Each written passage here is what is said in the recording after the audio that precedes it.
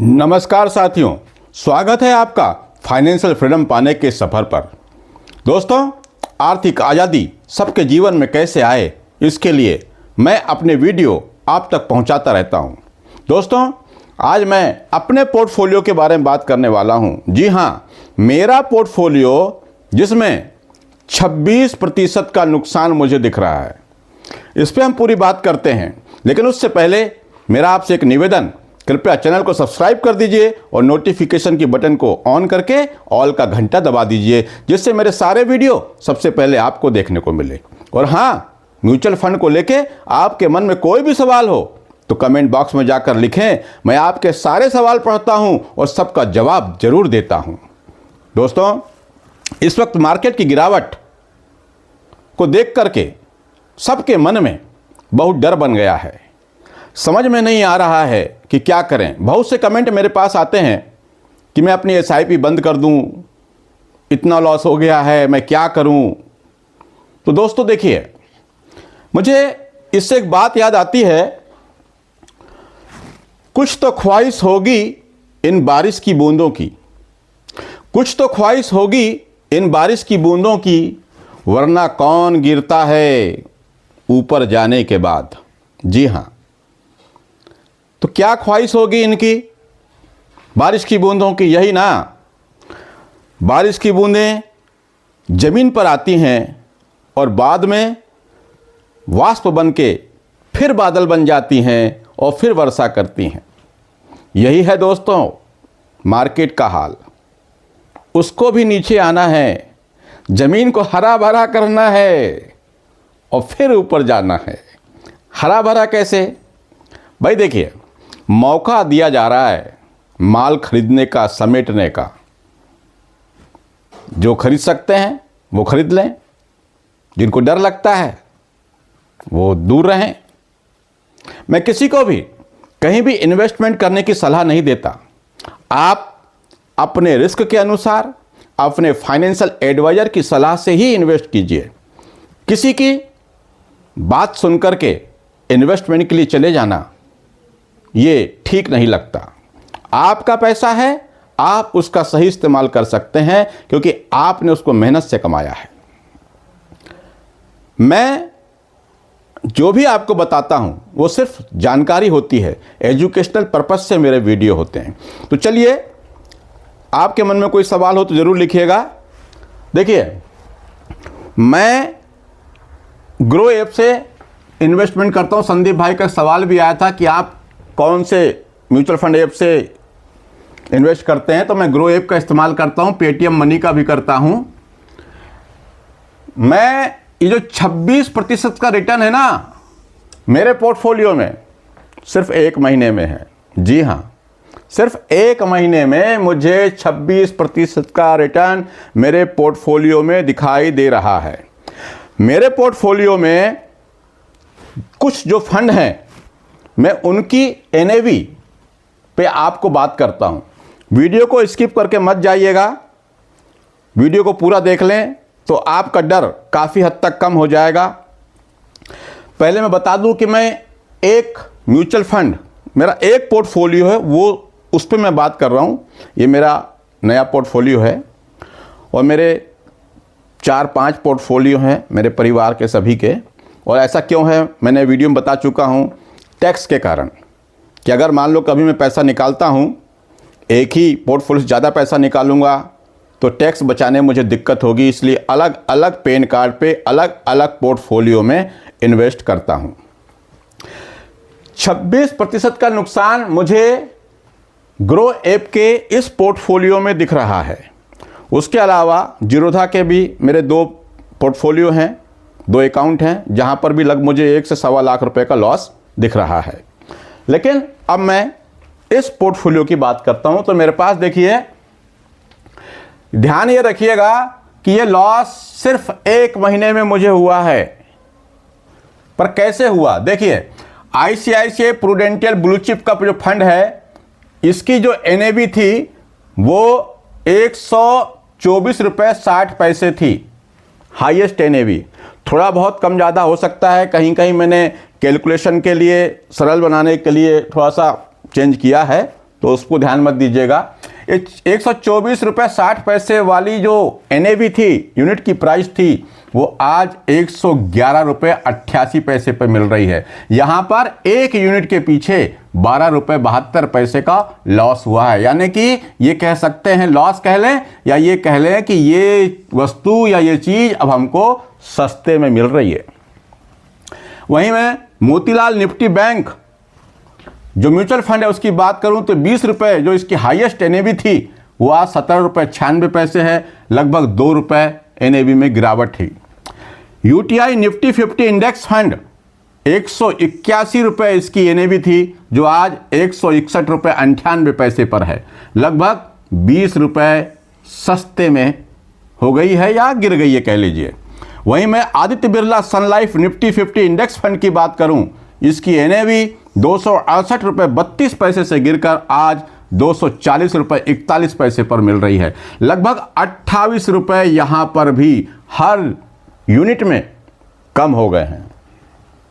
वहीं मैं Nippon India multi cap fund की बात करूं तो 336 रुपये 85 पैसे वाली NAV यूनिट की कीमत आज 304 रुपये 73 पैसे है, लगभग यहाँ भी 32 रुपये एक यूनिट पे कम हो गए।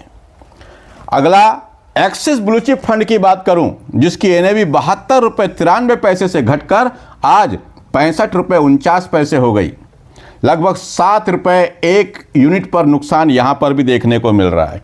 वहीं मैं HDFC स्मॉल कैप फंड की बात करूं, 165 रुपये 51 पैसे वाली NAV आज 151 रुपये 52 पैसे पर है, इसमें भी 14 रुपये एक यूनिट में प्राइस कम हुआ। Aditya Birla flexi cap fund की बात करूं, ये फ्लेक्सी कैप फंड इसकी हाईएस्ट NAV 2058 रुपये 50 पैसे, एक NAV थी इसकी 2058 रुपये 50 पैसे, और आज ये गिरकर हो गई है 1859 रुपये 60 पैसे लगभग। यहाँ पर लगभग एक यूनिट पे 199 लगभग 200 रुपये एक यूनिट पे कम हो गए। ICICI BSE Sensex index fund, इसकी हाईएस्ट NAV थी 28 रुपये 18 पैसे, जो आज हो गई है 25 रुपये 43 पैसे। यहाँ पर भी एक यूनिट की प्राइस की कीमत में कमी आई है, लगभग 3 रुपये की। जी हाँ, इस तरह मार्केट में सभी जगह पे गिरावट लगातार देखने को मिल रही है, और ये गिरावट कब तक होगी, कितनी होगी, कोई नहीं जानता। कोई भी नहीं जानता कि मार्केट और कितना गिरेगा। ये मार्केट का जो करेक्शन है, एक माइनर करेक्शन है 10 से 12% का। मार्केट तो हो सकता है गिरेगा तो 20% 25% भी गिर जाए, कोई गारंटी नहीं, मार्केट को कोई टाइम नहीं कर सकता। ये जो हाईएस्ट NAV की बात हो रही है ना, ये है 26 सितंबर की स्थिति में। ये हाईएस्ट NAV 26 सितंबर की बता रहा हूं मैं। मेरे पोर्टफोलियो में इसके अलावा एक दो फंड और हैं जिनको मैंने यहां पर नहीं लिया हूं, क्योंकि वहां पे इन्वेस्टमेंट बहुत ही कम है मेरा, और वो ELSS फंड हैं टैक्स सेवर वाले, उसको नहीं लिया हूं। मैंने आपको बताया मेरा एक पोर्टफोलियो दिखा रहा हूं, मेरे 4-5 पोर्टफोलियो और हैं म्यूचुअल फंड के, और स्टॉक मार्केट के 2। मैं एक की बात कर रहा हूं, ये मेरा नया पोर्टफोलियो है। यहां पर मुझे ये जो 26% का लॉस दिख रहा है, ये सिर्फ 14 दिसंबर के बाद से दिख रहा है। 14 दिसंबर बताऊंगा कि 14 दिसंबर के बाद क्यों दिख रहा है। आपका सवाल होगा कि मार्केट तो सितंबर, अक्टूबर, नवंबर में ज़्यादा गिरा था, फिर आपका लॉस यहाँ क्यों ज़्यादा दिख रहा है, वो भी मैं आपको बताऊंगा। लॉस तो यहाँ पर भी हुआ होगा, इसके पहले उसमें भी हुआ होगा, लेकिन अभी क्यों ज़्यादा है। तो देखिए, मेरे इस पोर्टफोलियो में मेरा इन्वेस्टमेंट अमाउंट आज की स्थिति में है 4,36,902 रुपये। 4,36,902 रुपये इन्वेस्ट है, और इस पोर्टफोलियो में जो मेरा प्रॉफिट था पहले, इसी 26 सितंबर वाली स्थिति के पहले की बात करूं तो वो था 1,50,000 रुपये। प्रॉफिट था मुझे 1,50,000 रुपये का, और वो प्रॉफिट गिर करके आज 1,11,000 रुपये हो गया है। यानी 1,50,000 रुपये प्रॉफिट में से बचे कितने? 1,11,000 रुपये का प्रॉफिट बचा। तो और मुझे यहाँ पर लॉस हुआ 39,000 का, और ये लगभग 26% का लॉस मुझे मेरे पोर्टफोलियो में दिखाई दे रहा है। पर ये 26% का लॉस जो है वो इसलिए भी है क्योंकि मैंने अभी अभी ज़्यादा पैसा अपना इन्वेस्ट किया है और वो गिरते जा रहा है, वो गिरते जा रहा है, क्योंकि अक्टूबर, नवंबर और अभी ये 3-4 दिन में मैं अपने पोर्टफोलियो में और पैसा इन्वेस्ट कर रहा हूँ। इस कारण से ये लॉस मुझे सिर्फ 1 महीने में दिखाई दे रहा है।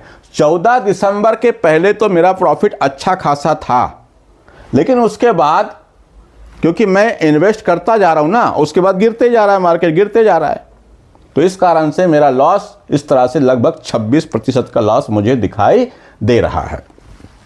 ये बताना इसलिए भी ज़रूरी था कि बहुत से लोग कमेंट आ रहे हैं कि मुझे 20,000 का नुकसान हो गया, किसी का 30,000 का लॉस हो गया, किसी का 40,000 का लॉस हो गया।